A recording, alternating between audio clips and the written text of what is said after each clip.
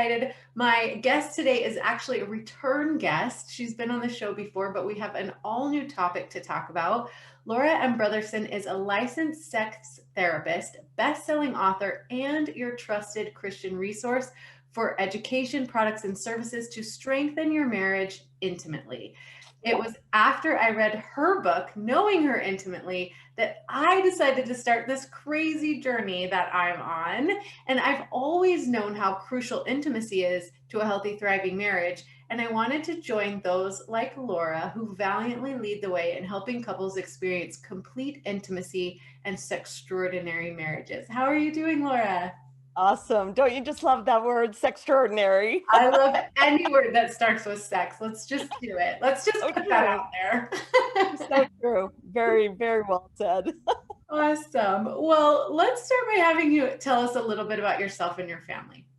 Sure. Yeah. So I'm married to a darling husband, of course. His name is Kevin and he's a software engineer. He's the CFO of our business.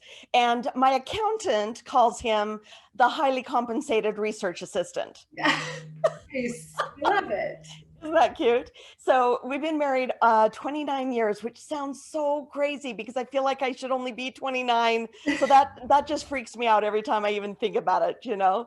Um, we live in Utah. We have three darling kids. Oldest is graduate of BYU. Second is married and has a darling husband, son-in-law, and they're graduating in April. And then I have our last one is also at BYU. So I've got two eligible bachelors and one married daughter. I love it. And we're so aligned. I love it that you say the word darling so much because my husband is actually in my phone as darling husband. I call him Oh, cute. DH. Cute, So cute, cute. there you Yes. And a little bit maybe about business stuff. So I've written three books and they were not ashamed, knowing her intimately, from honeymoon to happily ever after. And now we just finished exciting new course, online course called Sexual Wholeness for Women. So all of the people that I haven't been able to get in to see me because I have a really long wait list can now get in and get started in embracing and developing their sexual wholeness. So that. that's kind Well, of fun I as well. definitely want you to tell us about sexual wholeness in this interview. So I'm like And we'll be super talking. excited because it's so important. But in your experience working specifically with couples, but what are some of the marriage dynamics of entrepreneurs that may be a little bit different from other marriages that you work with? Yeah, entrepreneurs are really a unique breed because they tend to have somebody that is very kind of high driven, confident leader, almost kind of a more of a dominant personality, really kind of driven with dreams and goals and desires to succeed. But they almost always, Monica, tend to be married to somebody who is a little bit more of an easygoing, patient, content, just kind of a very complementary personality type. And so when these couples are, trying to build a business or being entrepreneurs, they run into a lot of challenges with. It's funny. I just had like two or three entrepreneurial couples of mine in to see me this past week. So I was like, oh, that's funny that I'm seeing you guys right now while I'm preparing for this.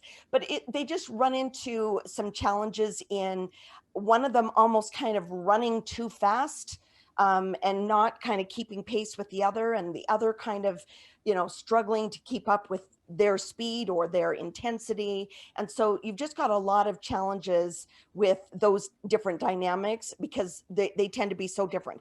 It's differenter than just normal marriages where you already tend to have a little bit of that kind of power differential in the relationship. You add another layer when you've got that entrepreneurial angle as well. So it's kind of tough. Yeah. And they tend to be a little bit more, it's almost even a little bit more challenging for them because they tend to be a little bit more susceptible to divorce as well. Oh, that's interesting. I didn't know that. But I have, interestingly enough, I have a really good friend, and she describes being married to an entrepreneur kind of like being dragged through the mud blindfolded because she never knows what's coming next. And I Yep. totally get that. Yep. Yep, that's so, so, so true. And it's really, they just really have to kind of learn how to accept their differences and then figure out which kind of side they're on, because the challenge is a lot of couples don't kind of officially know that they're kind of the driver person and the other is the not so much driver person. And so once you really kind of get clear on which side you're on, then you know which direction you need to move to go towards healthier. Hmm. And it's two different directions depending on which side you're on.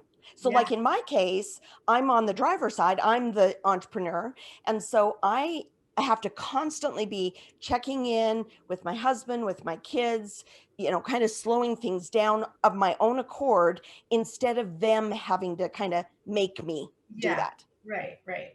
I Does that get make that. sense? Yeah. No, I love that. And I love recognizing that as, Yeah. which direction you need to move to bring a little more equilibrium to the relationship. I Yeah, like for that a sure. lot.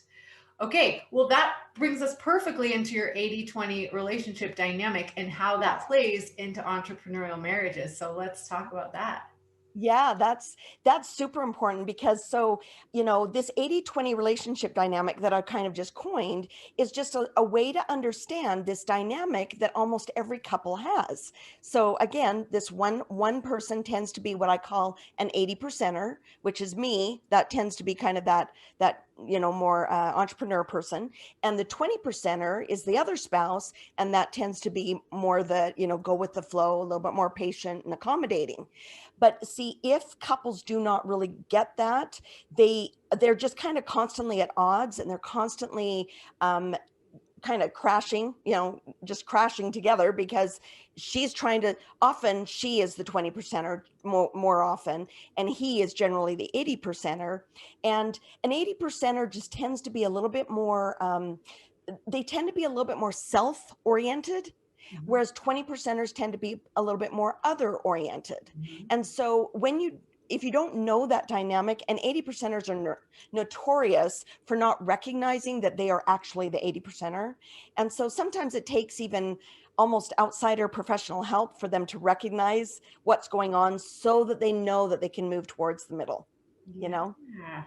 Okay, well, this is amazing because, like, let's say we start to recognize that. So let's say somebody's listening and they're like 80 percenter. Oh, I hate to admit it, but I'm probably the 80 Yeah. percenter, right? Yeah. Okay. What are some of like the maybe the first steps that you could take to kind of come more a little bit towards the center? Yeah. So, like for the 20 percenter, and I do a lot of work with women, that are 20 percenters, because it's kind of the more common, dynamic. And so for 20 percenters, a lot of times they have to learn how to speak up, stand up, say no, require more, or require respect. Mm-hmm. And that's really hard for them because they don't like to inconvenience. They Mm-hmm. don't like to make people feel bad. They don't like to disappoint. They don't like to make their spouse mad, for sure. And so that's a real challenging direction for a 20 percenter spouse to go, the spouse of the entrepreneur usually. Yeah. And so then for us 80 percenters, our job is to be a little bit more other oriented, a little bit more take less and give more. Mm-hmm. And it's the opposite for the 20 percenters. They need to give less Yeah. and take more.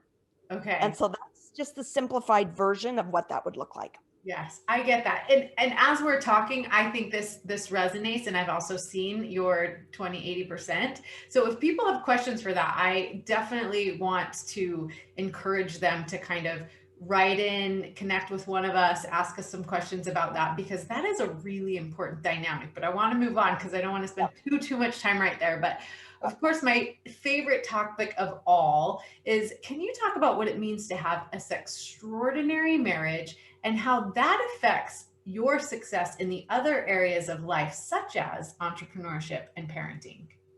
Yeah, so let's just kind of start with the definition of a sextraordinary marriage. And that is that, a lot of people might have a good marriage because it's kind of generally good in most areas, but most couples, Monica, and you probably know this, do not have the sexual dimension down. Yeah. They don't have that part figured out. And and a sextraordinary marriage, the primary challenge for a husband and wife is that generally the husband, who tends to be, not always, tends to be the higher desire spouse, their job is to bridle and master sexual mastery of that strong God-given sex drive, right? But then for the woman's side, her sextraordinary work is to really step into and embrace and develop and celebrate and own that part of her, self, because she might have the spiritual dimension down, her social development down, but the sexual dimension usually is the one that's missing. And so without that kind of personal development for both the husband and wife, it's really hard to develop that marital oneness. You've got the personal wholeness, and then you need the marital oneness and marital wholeness as well, and that's what creates a sextraordinary marriage. Yeah, I love that it goes beyond like how many times a week you're having sex or something like For that. sure. It's emotional, it's spiritual, it's intimate, it's all of those things kind of wrapped into one. But that Yeah. I also love how you described the work, like the work of one versus the work of the other and then together. Yes, I Well, love. yeah, and I mean, my Knowing Her Intimately book and my sexual wholeness course, but we've got women have 12 different areas that they've got to really kind of work on, transforming their sexual identity to embrace that identity, thoughts, tenderness, talk, touch, time, transition, treats, teasing, tuned in, and transcendence. I love that's my favorite. It's my favorite too. And there's a lot of really important things that women are very capable of doing, but they just don't usually know how. And so we walk them through, both in my book and in this course, even more in depth. Yes. Oh, so important. So important. Okay, so the part of that is once we have created this Yeah. extraordinary relationship or we've gotten on the road to creating it, Yeah. why is it so important? Like, how does that show up in our parenting and in our businesses and things like that?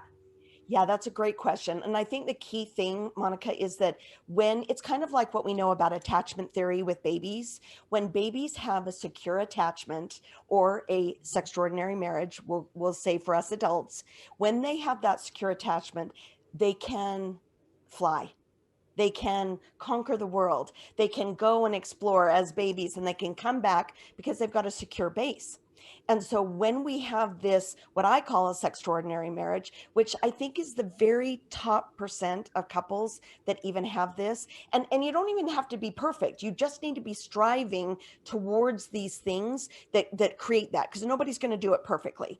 But when you have that strong base, it's kind of like I have in one of the acknowledgments for one of my books, where I just talk about how much I appreciate my husband and the secure, supportive base that he's always been, because that's what allows me to go out and fly and go out and create and go out and save the world and change the world, because there's that solid base. And just think about any time that your relationship with your spouse, number one, isn't good, everything just feels a little off, and you've just got a little weird tone or feel to everything else you do. And people know what that feels like. They've all felt it. And so when you can get your relationship to just be in that generally healthy place, I talk about zero to living, there's a 0 to 60 scale, and if you live at 40 on a 0 to 60 scale, then if 60 is being intimate sexually, you don't have to go all the way from 0 or -10 to get to 60. You're just living at that higher place. And so then, so not only does that affect us personally and relationally and maritally, but then it affects your business, because you've got a solid launching rocket, landing pad and rocket pad. Yeah. No, no, I love that. And I think once we realize that, like I think I'm really tuned into that because that's what I do. But Yep. I realize like if something feels off between me and my husband, it's like I gotta fix it Yep. fast because Yep. I know that it brings me down when I'm like thinking about like, oh, I'm frustrated with him. Like I've learned to be like, okay, I have the skills now that we can go through it quickly because I know that when we're not to this level, I don't perform as well anywhere else. Like I don't show up as a mom very well. I don't show up in my business very well. I just it just weighs on me. And so Yeah. it's important to be able to get those skills, to be able to get back to a good place quickly, because Yeah. we're all going to disagree, we're all going to have our moments, right? Yeah. But if we can recognize, like, when we're off, I'm off, like, let's just learn how to quickly repair. Yeah. And the other thing too that I talk about in one of my books is that there's kind of four things that are really kind of dangers when we don't create this, what I call sextraordinary marriage. And that's there's just basic disconnection, Yeah. or what I also call a parallel marriage where you're just going through the motions. It's like roommate syndrome, that people talk about as well. And so that's a big one. You've got emotional and physical ailments when this one part of your soul is just not working, not undeveloped. It's like if your spirituality is off, it just feels there's a cost. There's a physical and emotional cost to having part of you not working right. Third one is, what's my third one? Oh, and just of course, vulnerability to temptation is increased when you don't have that very important element. Because think about it, so many of our husbands, that's the primary way they feel connected. So if that's the one area that's just really weak, that's going to make your marriage just consistently a little bit susceptible and a little bit weakened. And Mhm. then of course, lastly is divorce. It can get to where that does become one of the main reasons people get divorced, is because that's just such a source of contention and frustration in the relationship. 100%. Oh my goodness, so important. So having that secure base, like you're talking about, that wholeness, Yep. let's talk about the difference between wholeness and oneness and why each Okay. are important. Yeah. So wholeness just becomes super important because sexual development is really self-development. I think that was my meme a couple days ago on Instagram. But personal wholeness is necessary for sexual wholeness, and sexual wholeness is necessary for marital oneness.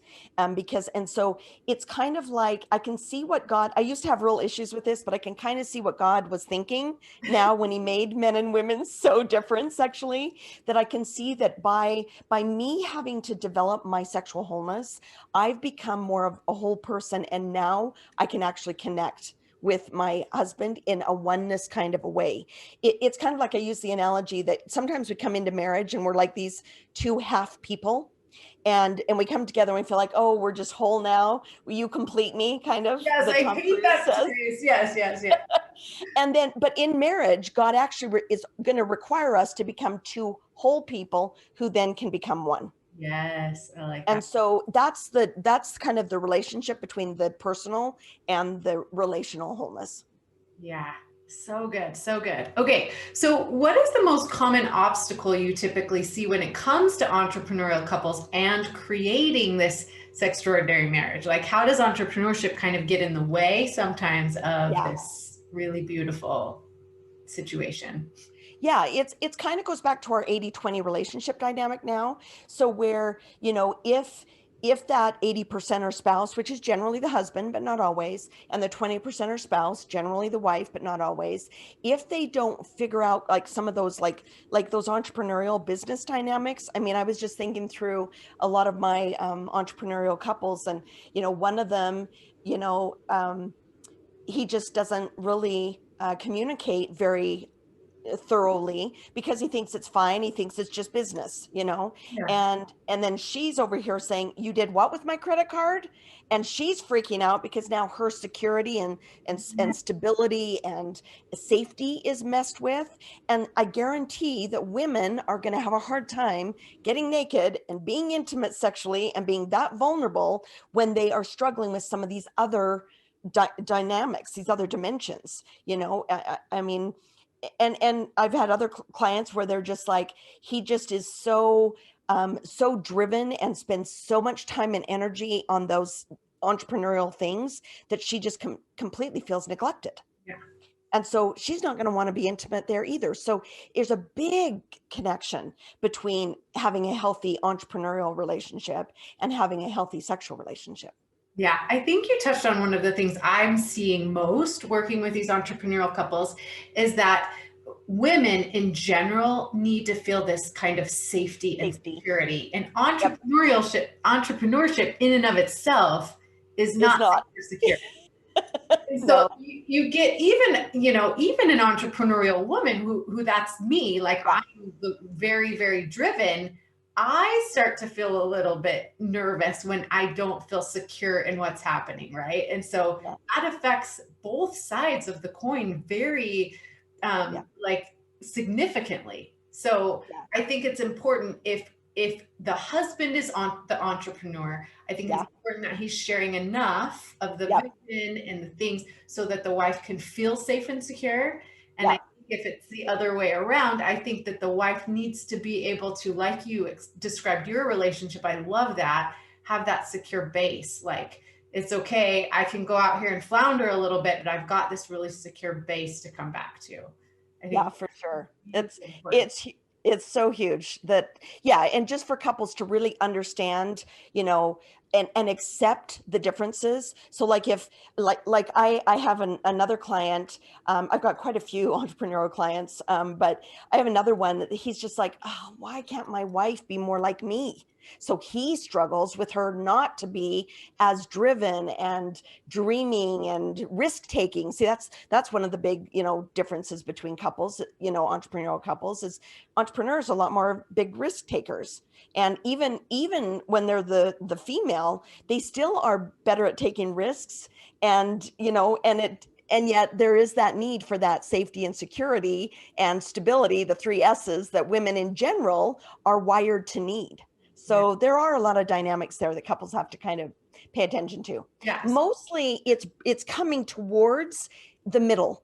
It's coming towards, like in my 80-20 relationship dynamic, it's like a seesaw, because like if I'm an 80 and I'm up here and my husband's a 20 down here, if I come down even a little, it brings the other guy up. Mhm. And so it's, you can just make a difference by only one of you making a change. I think that's so important. But I'm so glad I have you here because I think it becomes an issue a lot when you have an entrepreneur who is typically very driven and very into self development, and they feel like they're growing at this Yep. very remarkable pace, right? And they're Yep. married to someone who is growing probably, but not in the visible ways that the entrepreneur is growing. Yeah. So how do you reconcile that with them? Like, how do you make it so that they don't feel like, I'm doing everything, I'm growing, I'm becoming better, and you're not doing anything? Like, how do Yeah. you talk through that? Yeah, that's a really good point. And that's part of, I'm a big believer in kind of the loving what is principles that Yeah. Byron Katie teaches, the work. And so part of that you're talking about is just, when you are arguing with what is, you're going to fail. You can argue that the sky should be green, but it's going to be blue no matter what you say. Right. So when you can just learn to accept what is and stop fighting against what is, and accept and make accommodations around that. So when my husband just kind of had to figure out, okay, Laura's a driven person. She's writing her fourth book. She's, doing all these things. I mean, he had to kind of just accept that and kind of make peace with that. But then if I'm my client and I'm frustrated that my spouse isn't more driven and go getter and blah, blah, blah, I have to make peace with the fact that they are different than me, and that differentness is okay. And I love this concept that if any two people have attracted each other, there's a divine purpose. Mhm. And so if in this case, this spouse, if you've attracted and you've married this spouse that's not super driven, there's something about her being that way that is very important for your wholeness and development and, personal growth as well. I love this. This is so good. I could seriously like keep you here for hours and hours and hours and just tear this apart. I love it so so much. So but I'm going to respect your time and the time of the listeners. Here is my signature question. If you had the undivided attention of all the couples in the entire world for just a few minutes, what is the most important thing you could teach them about creating a truly sextraordinary marriage? Yeah, I mean, just kind of what we've talked about, but just to really hone in on it, the sextraordinary marriage is about connection. The best sex is connected sex. It's not a new technique. It's not being crazy and hanging from the chandeliers. It's connection. And so developing the two kind of main things that I would say is focus on developing and changing yourself so that you stay out of that quicksand of getting focused on how your spouse needs to change. That'll kill you in a heartbeat. So that's kind of number one. And number two, related to that, even though these aren't directly sexual, is get good at learning how to think and feel the way your spouse does. Because between those two things, you can then work on all of the other, sextraordinary things that we've talked about, specifically for women, embracing your sexuality, and for men, bridling their sexuality. So when you've got those two things down of focusing on you and then learning how to think like them, the sky's the limit. That's just the golden key to where you want to go, anywhere you want to go. Oh, beautiful. Oh my gosh. Okay, tell us about the course and how you go through those things in the course and how people can get their hands on it. Yeah, sure. So it's available 24/7, anytime, anywhere for people now that it's live. It's at our website, strengtheningmarriage.com. And it's just called Sexual Wholeness for Women online course. And we also do an online coaching group with it. That's kind of an extra bonus because it's so hard for people to get in to see me. Then we're doing it as a group. So it's a little bit easier for them as well. And so that's available at any time right now for people to get started. So much cheaper than counseling and so much easier to access because we kind of mentioned this, but like being a licensed marriage and family therapist and a certified sex therapist is really hard to find, especially for Christian couples and those that are really trying to be respectful of how God wanted sex to be. And so that's a real golden ticket I think we've created for people. Awesome. I love it. Well, there will definitely be a link in the show notes where people can go directly to the course to learn more about it and learn more about you. Thank you so much for your time. Where would you direct people, like, just to find you quickly? Yeah. So, strengtheningmarriage.com, maritalintimacyinstitute.com, and then the maritalintimacyshow.com is my podcast. And of course, I'm on Instagram, Strengthening Marriage, and Facebook as well. So, well, thank you so much, Laura. It's always such a pleasure to talk to you. So thank you again so much. You betcha. To learn more ways to deepen your intimacy and strengthen your relationship, make sure you watch this video next.